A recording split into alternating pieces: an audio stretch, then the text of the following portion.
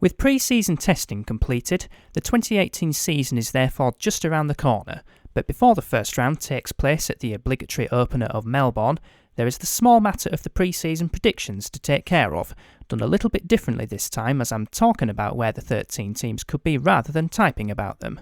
There'll be the usual barometer of testing to go by, plus second-guessing later form based on the chassis teams are running, some of which are entering their third season. For the purposes of this season's predictions, I'll be splitting them into 4 different categories: the frontrunners, the upper midfield, the lower midfield, and the backmarkers. Looking at the potential backmarkers for this season, Tyldesley GP look as if they're propping up the rear of the field with 2 inexperienced drivers, not the most powerful engine in the field, and a car which isn't particularly strong through the corners, suggesting a very conservative design. Their 2 possible saving graces are that George Russell showed some decent pace at Jerez and Monza, and being a new team means that they're automatically running an 18 chassis, which will have accelerated development. Russell is likely to carry the team against the other 2 potential backmarkers, Monolith Racing System and Willows Racing.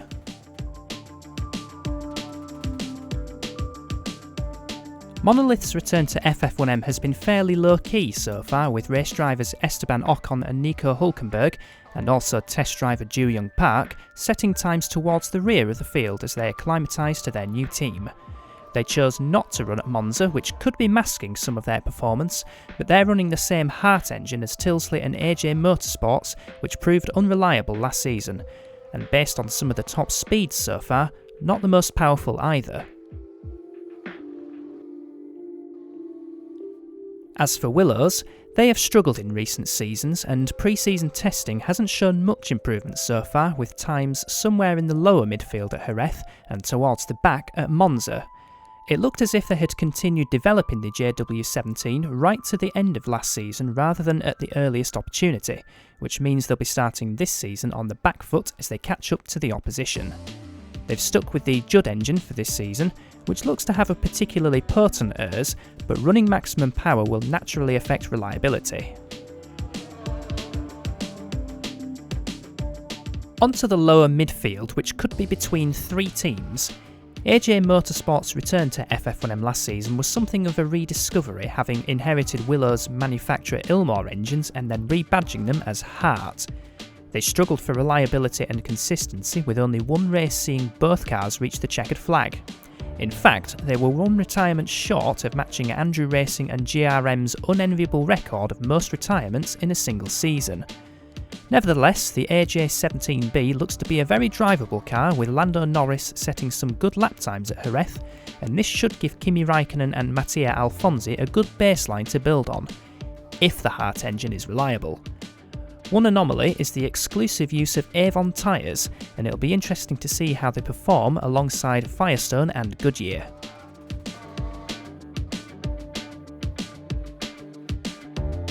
CBA Racing had a strange season in 2017, with them failing to build on what was a strong start to the season, jointly leading the team's championship after Melbourne before slipping to 9th come the end of the season.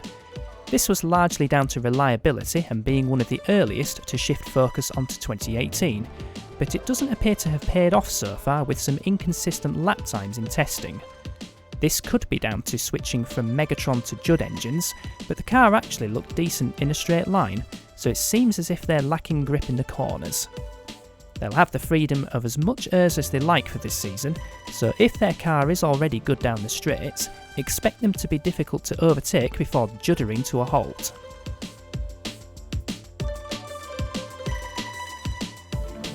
The final new team on the grid is Galaxy Grand Prix, and they appear to have the best package out of the newcomers so far, with the powerful Megatron engines helping them out on the straights.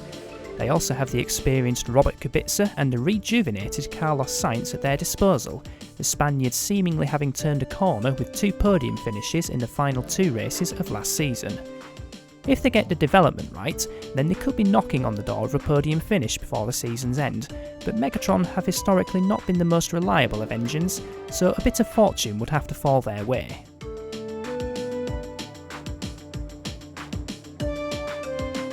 After a brilliant start to last season, where Lewis Hamilton won the first 3 races, Mitchell ended up losing their way with only 2 more podium finishes for the rest of the season at Monaco, which amazingly was Hamilton's first ever podium at the Principality, and at Silverstone. Replacing Cooper Lee with Sebastian Vettel couldn't rescue their season, and then Mitchell decided to go for statistics, with Hamilton becoming the record holder for most pole positions of all time. This has come at the expense of car development, and as they've kept hold of the J&M 16 for another season, challenging for wins, let alone a championship, looks a bit optimistic.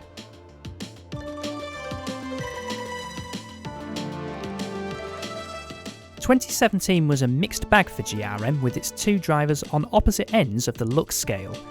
Despite 2 pole positions and a podium finish, Valtteri Bottas had a nightmare with 12 DNFs, while Sergio Perez had a much better season than it looked, regularly and quietly finishing in the points for half the races, helping GRM to beat FJR to 5th in the team's championship.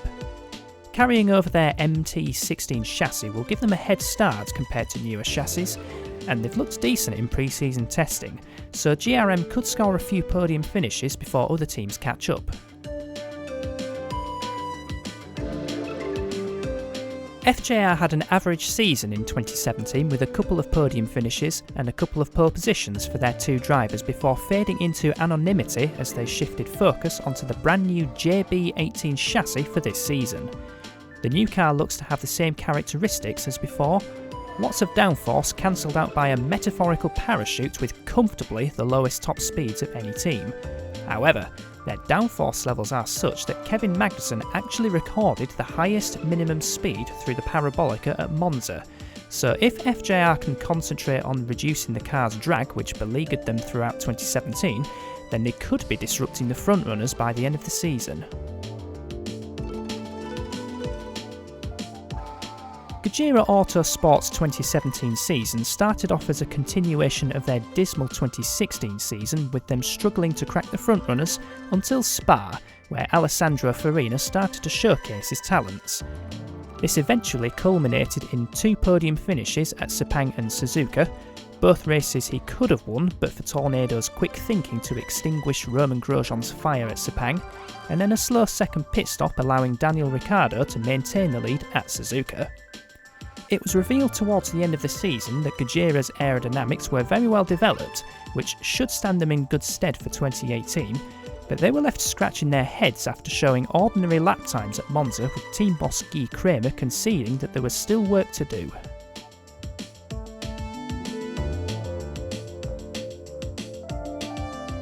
One of the 3 teams that look to have the edge over the other 10 teams includes reigning teams champion Tornado Motorsport.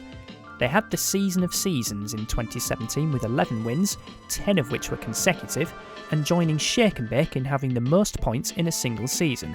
so it's no surprise that they've carried over their TRB16 chassis for a 3rd season.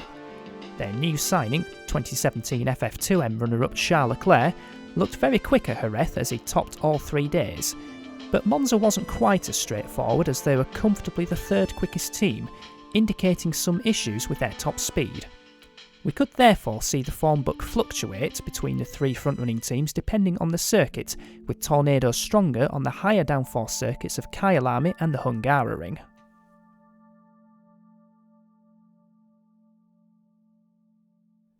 On the opposite end of the downforce spectrum are Shake and Bake Motorsport, who look to be at 1 in the final pre-season test at Monza, with Bram de Boer the only driver to lap the circuit in under 80 seconds on all 3 days.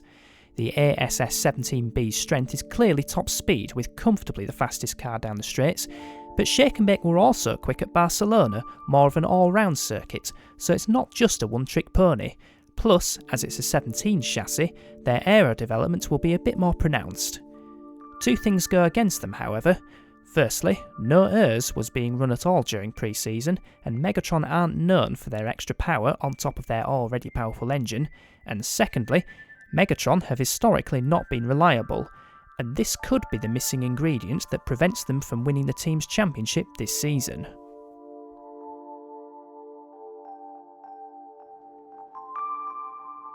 So this just leaves one more team to discuss, the other Climax team also running a 16 chassis for a 3rd season, Andrew Racing. They had a fantastic 2017 which saw them in the points in nearly all races, which helped them to the runner-up spot in the team's championship, their highest place to date. Compared to Tornado and Shake and Bake, Andrew's AP16C chassis looks more balanced with a car that's good in the corners and quick down the straights, but they also have the more complete driver lineup of a re-energised Sebastian Vettel and Daniel Ricciardo at their disposal. Furthermore, the Climax engine is extremely reliable and is known for its strong ERS. What's more of an unknown is Andrew's less reliable attentiveness when it comes to focusing their approach, but if they do pay enough attention, then they could be heading for their maiden team's championship with Vettel winning a third drivers' championship.